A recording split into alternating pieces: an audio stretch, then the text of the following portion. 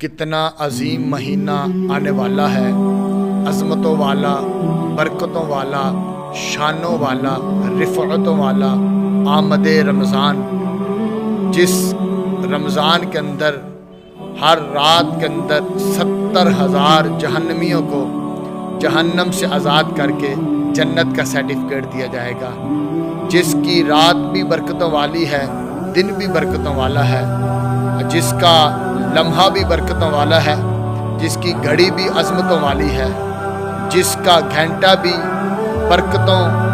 اور رحمتوں والا ہے، جس کے اندر قرآن پڑھنے والے کے بھی برکتیں ہی برکتیں ہیں، سخاوت کرنے والے کے بھی برکتیں ہی برکتیں ہیں، اور پہلا عشرہ رحمت والا ہے، دوسرا عشرہ